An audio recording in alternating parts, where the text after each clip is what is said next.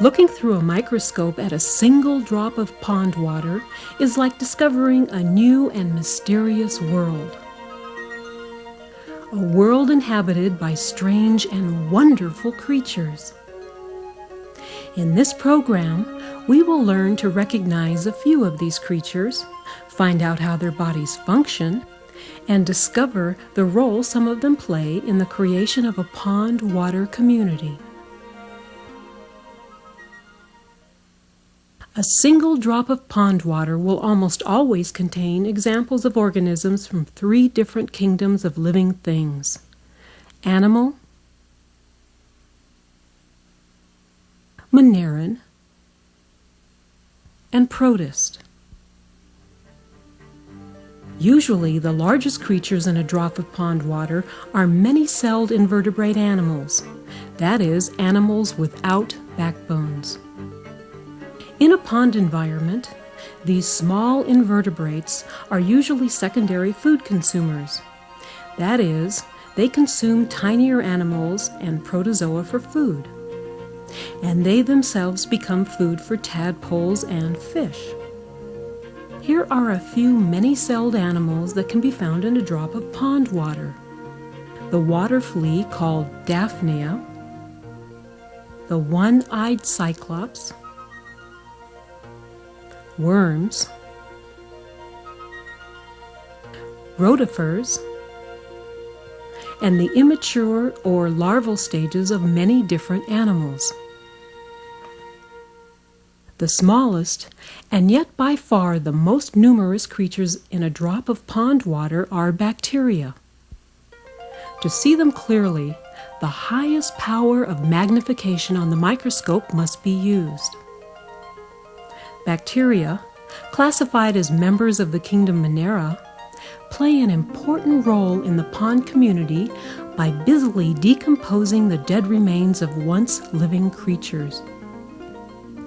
But besides being decomposers, bacteria are also a major source of food for many of the protozoa that are found in such huge numbers in pond environments. Protozoa, a word meaning first animals, are classified as members of the kingdom of protists. Protozoa are usually smaller than the many-celled invertebrate animals in a pond community.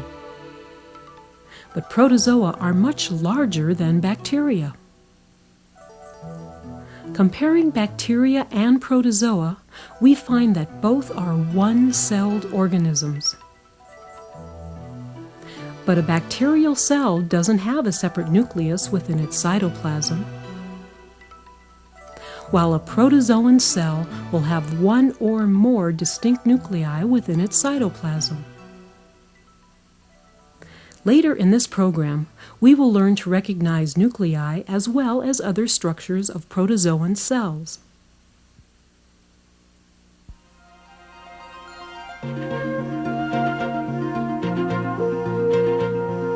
As a group, the protozoa have long provided biologists with a wonderful source of material for scientific study.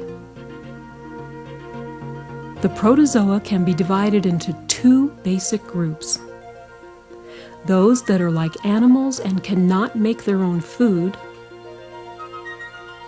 and those that are like plants and can make their own food by photosynthesis from sunlight, water, and carbon dioxide gas. Plant-like protozoa, also called algae, are major food producers in the pond community, and for this reason, many of the other life forms that dwell there depend on algae, either directly or indirectly, for their survival. When the algae are eaten, the energy they captured from the sun is passed on to the primary food consumers, usually animal-like protozoa. Even if an alga dies, the energy it captured from the sun while it was alive is still passed on to scavenging organisms that feed on the dead remains of once living things. But photosynthesis does even more than create food. It causes oxygen to be released into the environment.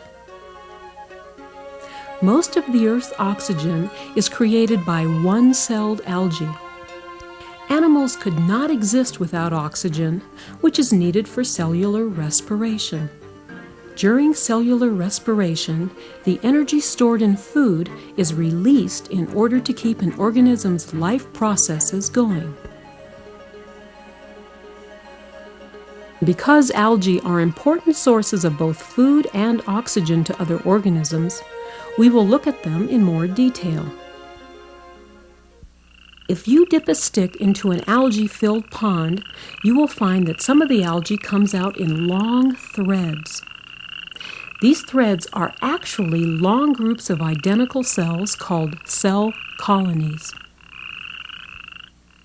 One of the most common thread-like algae is called Spirogyra. Under the microscope, Spirogyra has a very unusual appearance because the chloroplasts inside the cells wind around and around in a beautiful spiral pattern.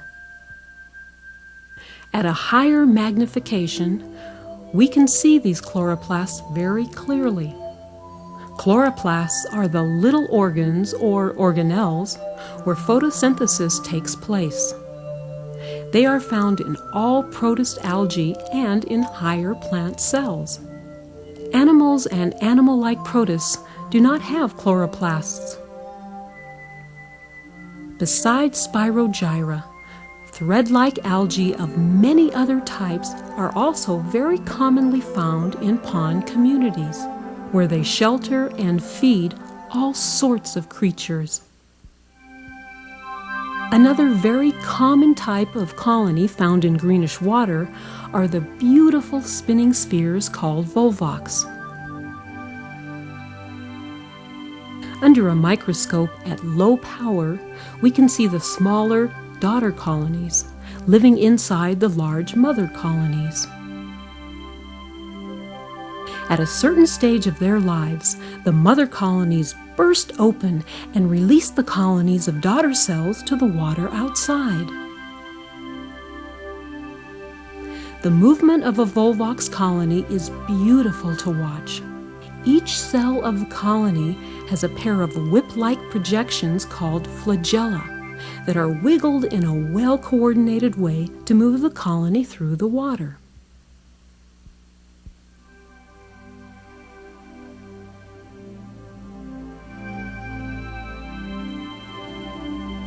It is not unusual to find the simpler cousins of volvox living with them in the same drop of water. With this group of creatures, each genus or type shows a step going from the simplest to the most complicated type of colony. The simplest types are just one-celled algae with flagella. Next are the four-celled colonies whose beating flagella can be seen very clearly here. Even more complicated are members of this genus that can form solid ball-shaped colonies of 16 identical cells. Then another type forms a small hollow sphere of about 32 cells. Finally, hundreds of identical cells can be found in the colonies of volvox. Biologists believe that the ability of cells to make colonies led to the formation of the many-celled creatures found in the kingdoms of plants, animals, and fungi.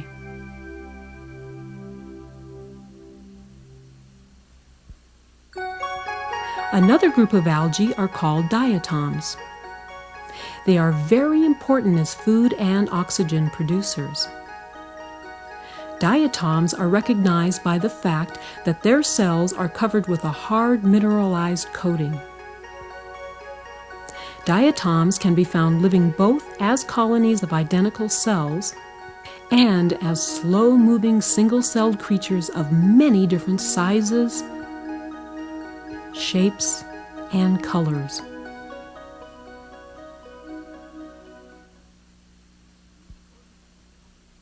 This organism, called a euglena, doesn't form colonies. It seems to be a link between the plant and animal worlds.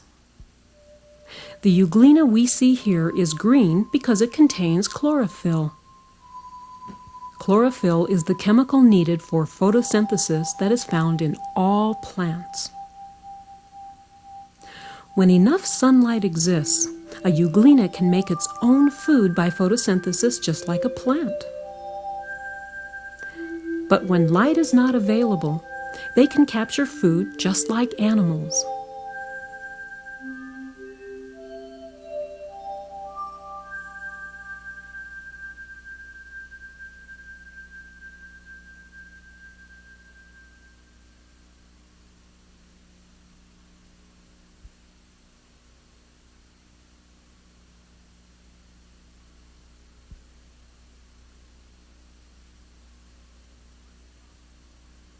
Mark the boxes on your answer sheet either true or false.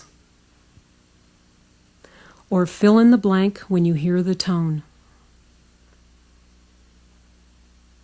True or false. Protist is just another word for protozoan.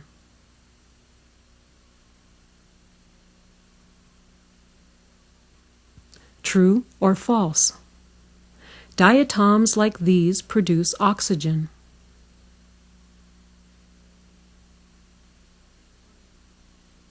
This organism is green because it contains a chemical called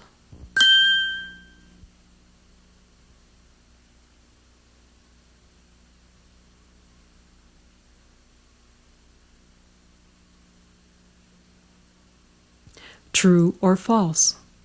This water flea could not be a protist because its body is made up of many different kinds of cells.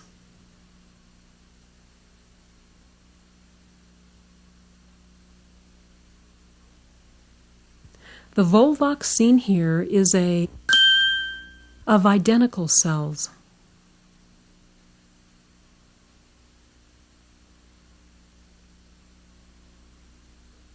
True or false?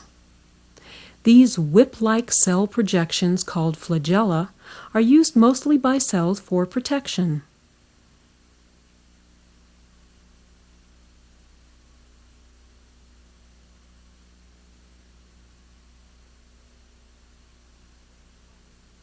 True or false? Both these bacteria and these protozoa have cells with nuclei.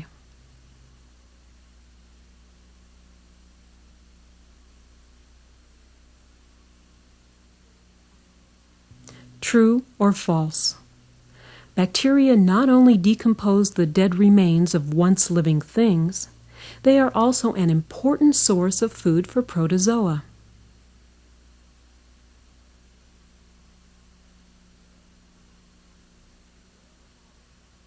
True or false?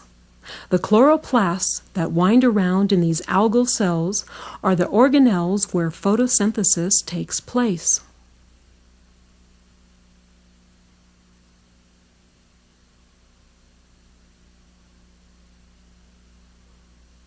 True or false? Diatoms are major food consumers in a food chain.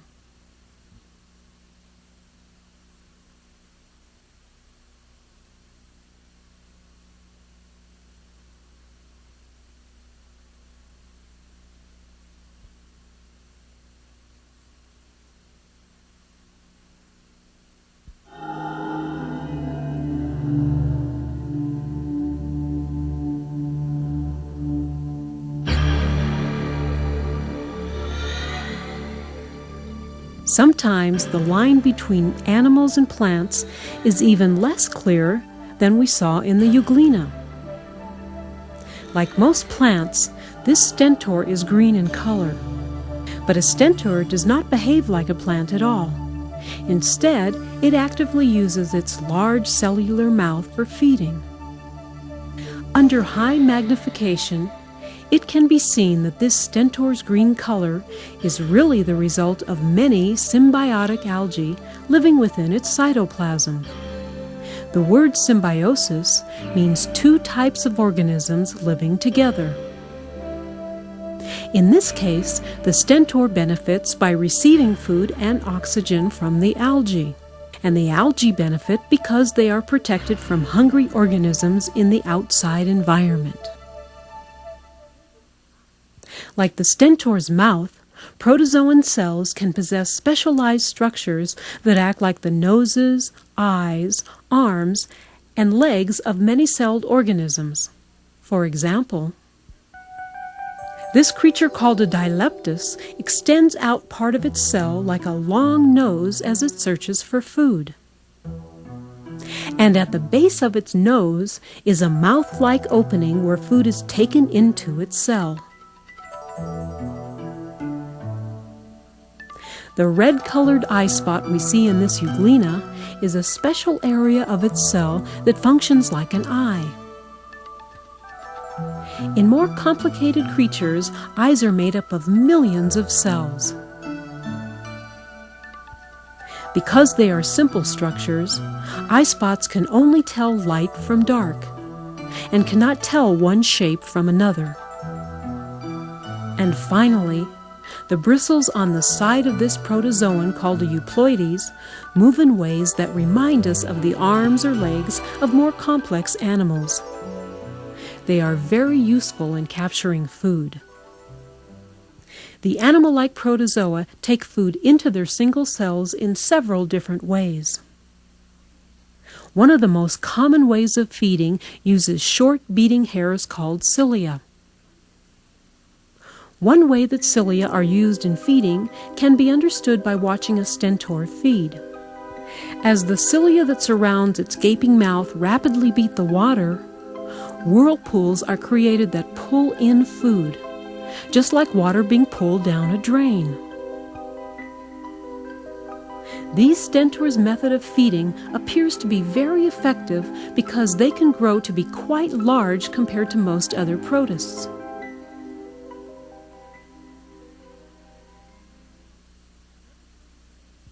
Another protozoan that uses cilia to capture food is called a vorticella.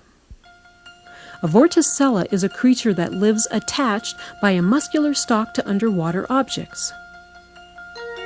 From wherever it is attached, a vorticella can twirl around the water as it creates a powerful whirlpool that sucks tiny algae, small protozoa, and bacteria into its large open mouth. If a vorticella senses danger, it can shorten its stalk and quickly disappear from view.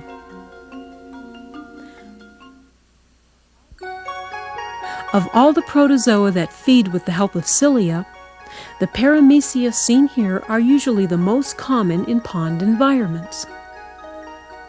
Under high magnification, the cilia can be seen beating around the oral groove that makes up part of the paramecium's mouth. Once bacteria or diatoms are drawn inside of the paramecium, tiny sacs called food vacuoles form. Digestion takes place inside of these food vacuoles, which act almost like a human stomach. After nutrient chemicals have been extracted from the food, waste material is ejected from the food vacuoles into the surrounding water. Like many other protists, this paramecium also has a pair of contractile vacuoles that can be seen slowly filling with water from inside the cell, and then pumping it to the outside. By doing this, the contractile vacuoles control the cell's water content, just like kidneys control the water content in the human body. Beneath the paramecium's outer skin, or pellicle, is a layer called the cell or plasma membrane. The plasma membrane has an important role to play in the life of every cell by regulating much of what enters and leaves the cell. Many paramecia have two nuclei within their cells. One is large and is called a macronucleus. The other, almost impossible to see, is small and is called a micronucleus. The micronucleus is important in cell reproduction, and the macronucleus controls the cell's day-to-day functions.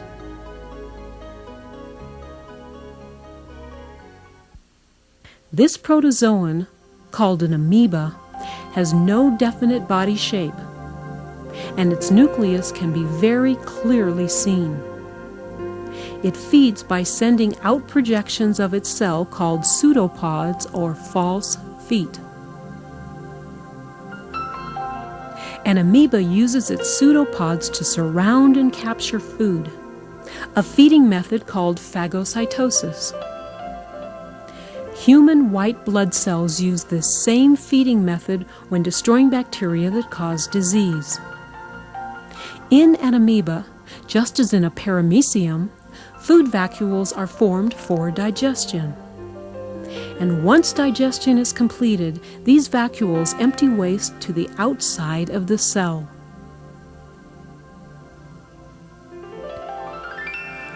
In protozoa, feeding structures like pseudopods can also play an important role in movement or locomotion. Using a method of locomotion called amoeboid movement, an amoeba can slide over surfaces by extending its pseudopods, and then pulling the rest of its cell along behind.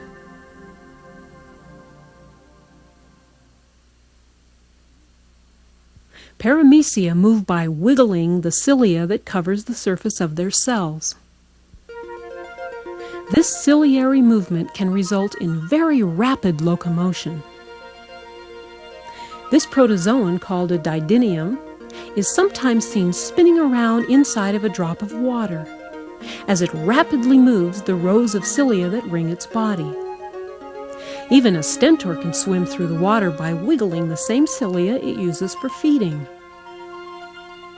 Or it can even walk by extending out the base of its cell and then pulling the rest behind.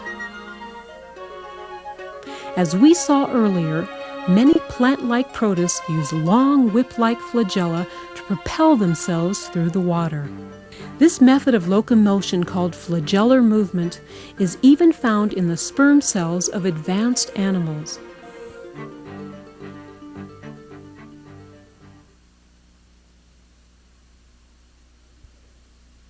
Protozoa can reproduce by two basic methods. The first method, called asexual reproduction, takes place when one parent cell divides into two new cells. Here we see two vorticellas. The one that remains standing is just beginning to undergo asexual reproduction, and the other is not. Asexual reproduction begins when the parent cell duplicates its genetic material called DNA, the chemical material its genes are made of. Then the genetic material is passed into the two newly forming cells. Gradually, a new cell membrane forms and the cells start to separate. Soon, the new cells begin to throb, and for the first time, they can be recognized as vorticellas. Once cell division is completed, the rings of cilia around their mouths start beating, and they begin their new lives as two separate living creatures. The second method of reproduction is called sexual reproduction. In this case, genetic material is exchanged between the two parent cells, as we see happening here with these mating strands of algae. Organisms resulting from sexual reproduction have a better chance of survival than those resulting from asexual reproduction, because the new organisms resulting from sexual reproduction have genes from a larger gene pool than could be obtained from just one parent.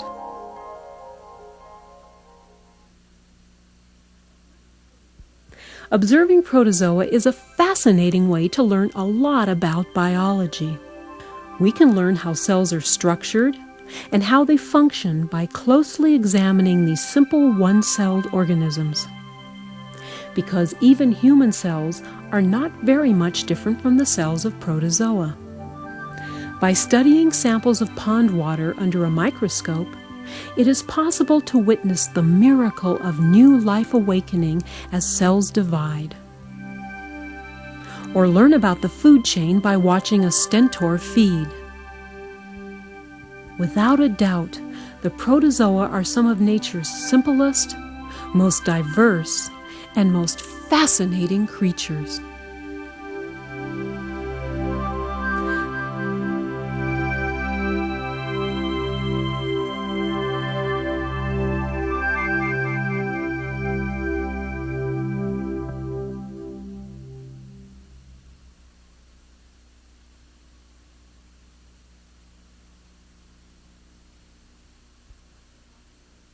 Mark the boxes on your answer sheet either true or false.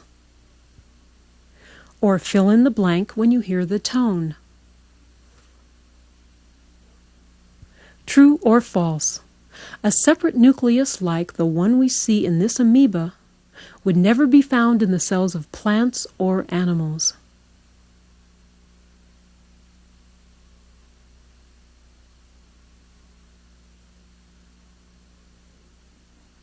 True or false. Nuclei control most of the activities of cells, from how they use food to how they reproduce.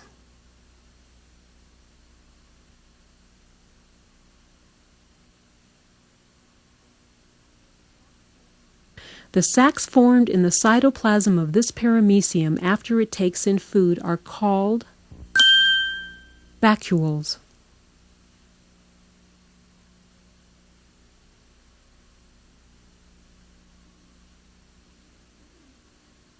This amoeba has a unique method of locomotion called movement.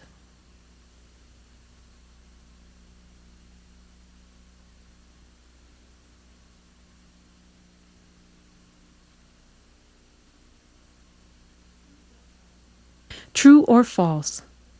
This didymium moves by wiggling little hair-like structures called cilia.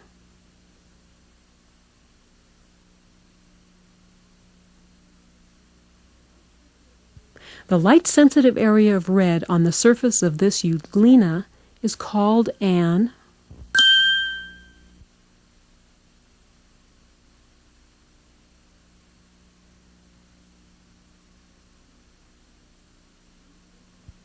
True or false?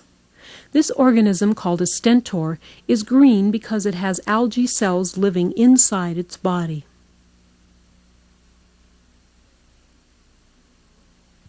True or false? This protist, called a vorticella, feeds in a much different way from a stentor.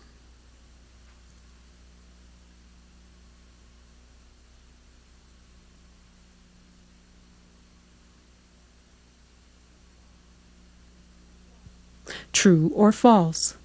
Simple cell division involving only one parent cell is an asexual method of reproduction.